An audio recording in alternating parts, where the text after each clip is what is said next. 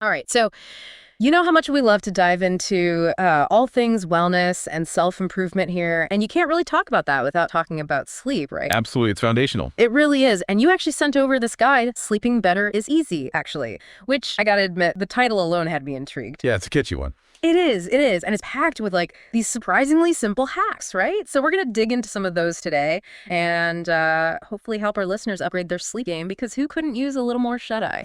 Right. And what's fascinating is that sleep science has actually come a long way. Yeah. There are evidence-based strategies now beyond just the usual, like drink warm milk before bed advice. Yeah, so we're putting warm milk on the back burner for now. Interesting. So one of the things this guy jumps right into is the importance of a consistent sleep schedule. And I'll admit, my first thought was, boring. Like we've all heard that before. But it stresses that it's surprisingly powerful. It really is. And it all comes down to hacking your internal clock, essentially. That's your circadian rhythm. And when you stick to a consistent sleep-wake cycle, even on weekends, which can be tough, it keeps that rhythm running smoothly. Okay, so it's like I'm setting an actual alarm clock for my body to wind down and wake up, not just relying on my brain to figure it out. Precisely. Consistency is key. Your body just thrives on routine, and sleep is no different. Okay, that makes sense. But then comes the, I think, trickier part for a lot of us, and that's actually winding down. Like the hour before bed seems so crucial. It really is, because it's all about signaling to your brain that it's time to transition, right? From go mode to sleep mode. And that's where dimming the lights and avoiding screens, that's where it all becomes super important. Right, because of that blue light, right. It's like our devices are these little mini suns that are tricking our brains into thinking it's still daytime. Exactly. And that suppresses melatonin production, which is essentially the dim the lights hormone for our brains. So realistically, how long before bed should we aim to put away our devices? Well, sleeping better is easy, actually. Recommends at least 30 minutes. You can think of it like a digital curfew for your brain. A digital curfew, I like that. No. So we've got our sleep schedule, we've got our digital curfew in place. Speaking of setting the stage for sleep, let's talk about the actual bedroom. Have you ever noticed how some rooms just feel more restful than others? Absolutely. And the guide emphasizes this too, especially the importance of temperature.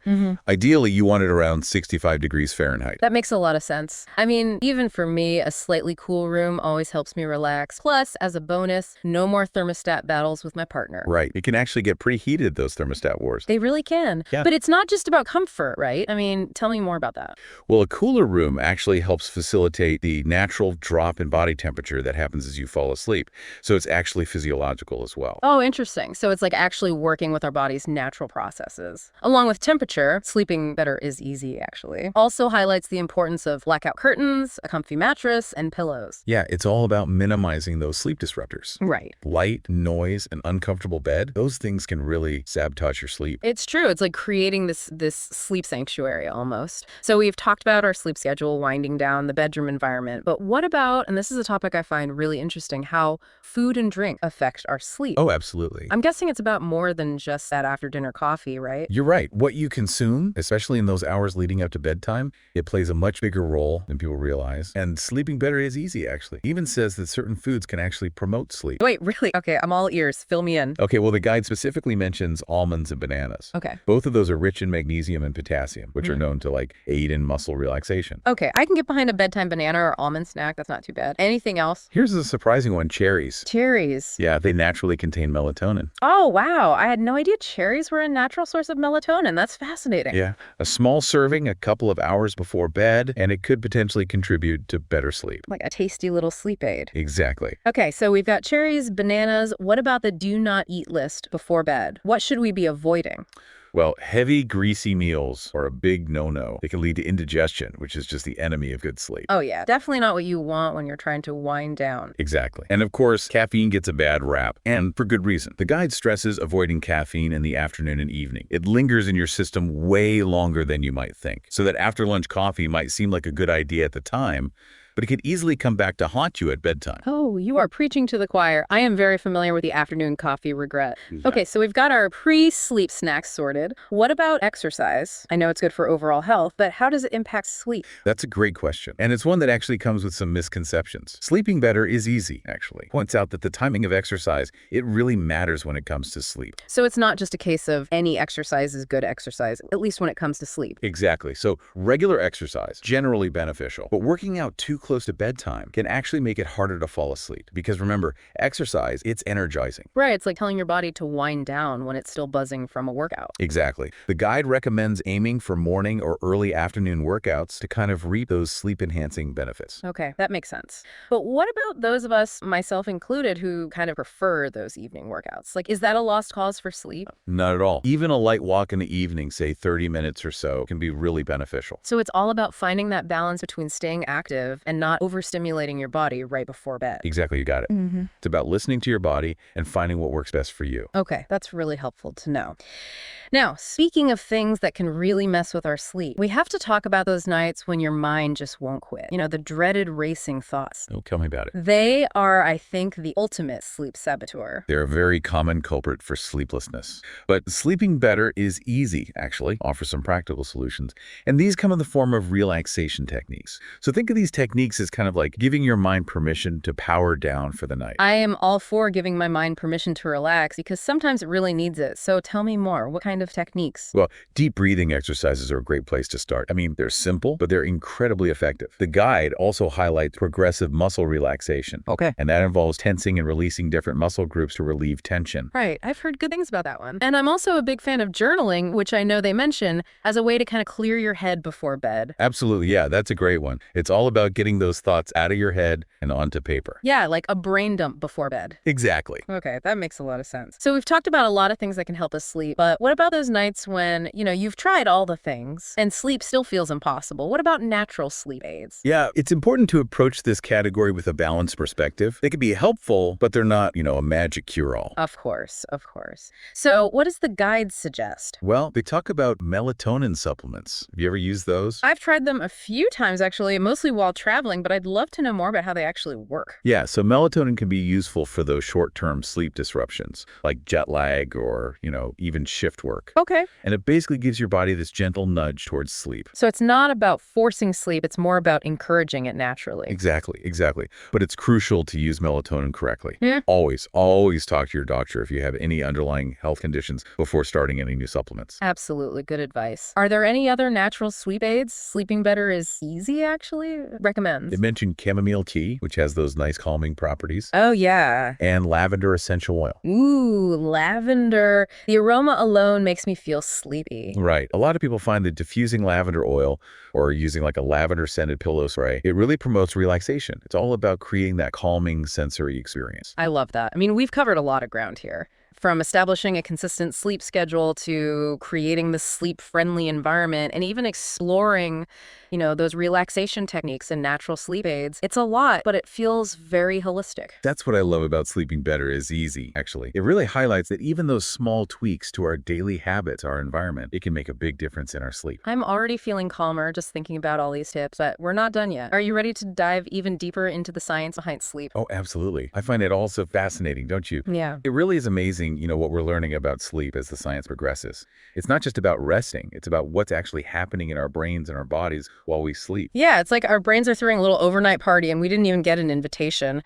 But seriously, tell me more about what sleeping better is easy actually says about this whole brain party thing. Okay, so picture this, right? While you're sound asleep, your brain is hard at work, consolidating memories, repairing cells, and even strengthening the immune system. Wow, so it's like our brains are doing a serious overnight renovation while we sleep. No wonder we feel so groggy when we don't get enough sleep. It's like trying to function on a construction site. That is a perfect analogy. And, consistently shortchanging ourselves on sleep, that's like skipping those crucial renovations altogether. And we all know what happens when we put off important maintenance, right? Yeah. Things start to fall apart. Right. Speaking of things falling apart, what about this idea that we can train ourselves to function on less sleep? Is that even possible? It's a common misconception, and sleeping better is easy, actually debunks it pretty effectively. While some individuals naturally require less sleep than others, for most adults, we're talking 7 to 9 hours of quality sleep per night. Okay, so no superhuman 5-hour sleep schedule for us mere mortals. Not if you want to function at your best. I mean,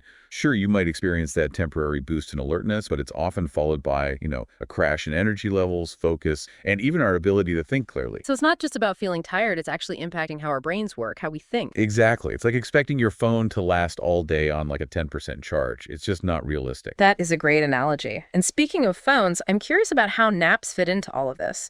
Is a quick power nap a good thing or a bad thing for our sleep? It's the age-old question, right? It really is. Sleeping better is easy, actually, suggests that short, well-timed naps, they can actually be beneficial for some people. Okay, short and well-timed being, I'm assuming, the operative words here. Precisely. They can provide that quick boost in alertness, improve your mood, even enhance cognitive performance, but napping too close to bedtime or for too long, that can actually backfire and interfere with your nighttime sleep. So it's a delicate balance. Exactly. The guide recommends limiting naps to 20 to 30 minutes and avoiding them altogether in those hours leading up to bedtime. Okay, that makes sense. Give your brain a quick refresh without totally throwing off its schedule. Now, before we move on, I have to ask about something that I feel like keeps a lot of us up at night, and that's stress and anxiety. Any tips from Sleeping Better is Easy, actually, on how to quiet those racing thoughts when you're trying to sleep? Yeah, it's tough, right? Because it's no secret that stress and anxiety can truly wreak havoc on our sleep. That's where those relaxation techniques we talked about earlier come into play. Remember, dimming the lights, disconnecting from screens, creating that calming bedtime routine. Right. It's about really drawing a line in the sand between go mode and rest mode. Exactly. Yeah. And if those racing thoughts are persistent, that's where journaling can be incredibly helpful. Yeah. Deep breathing, meditation, anything to give your mind a chance to kind of process and release those anxieties rather than letting them keep you up all night. So it's almost like creating this calming pre-sleep ritual that signals to your mind and body, okay, it's time to wind down now. Exactly, yeah.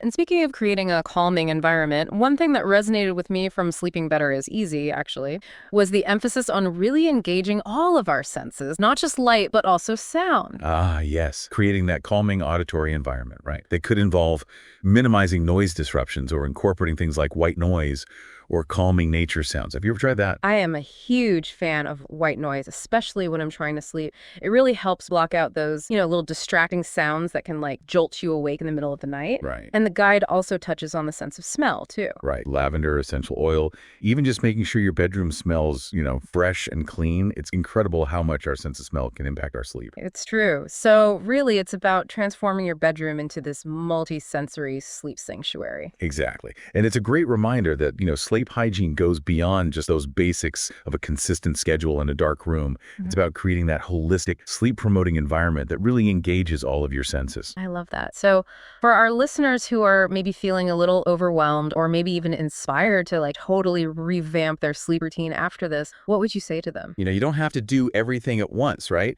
Start with 1 or 2 changes that really resonate with you, and then gradually incorporate more as you go. Baby steps. Baby steps. I love that. Exactly. Mhm. Because it's about making those sustainable changes, not adding more stress to your plate. And remember, even those small changes, they can have that ripple effect on your overall sleep quality. So true. So true. Now, you mentioned something earlier that I wanted to circle back to.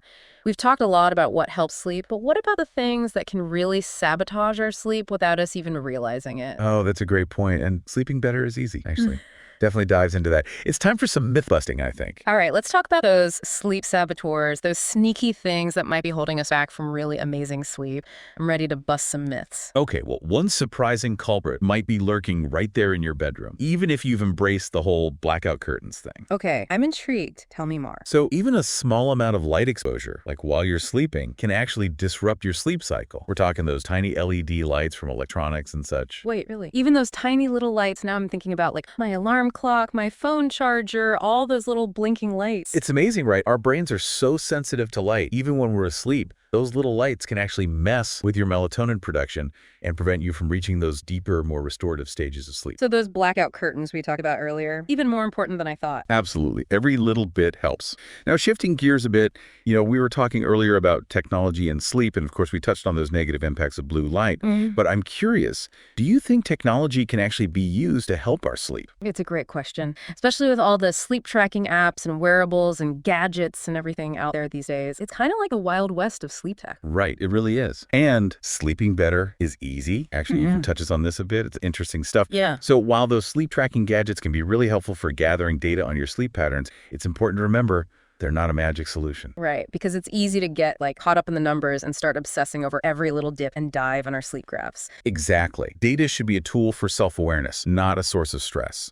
It's about, noticing patterns, maybe making some adjustments to your routine based on what you learn, but not letting it rule your life. So it's about using technology mindfully to maybe better understand our own sleep, but not letting it become this thing that we're constantly chasing after. Exactly. Working with it, not against it. I like that. All right, so as we kind of wrap up our deep dive into sleeping better is easy, actually, I wanted to come back to something you mentioned at the very beginning, this idea of sleep as a foundation for like everything else, for our well-being. It's so true because sleep, it's not a luxury. It's an essential pillar of our health, just like nutrition and exercise. And yet so many of us, myself included sometimes, we sacrifice sleep in the name of productivity or, just trying to squeeze more into our days. It's a recipe for burnout, mentally and physically. When we prioritize sleep, we're not just, investing in a good night's rest. We're investing in our overall health, our mood, our relationships, our work, everything, really. Yeah, it's like hitting the reset button each night, allowing our bodies and minds to really recharge and repair so we can actually show up as our best selves. I love that analogy. It's so true.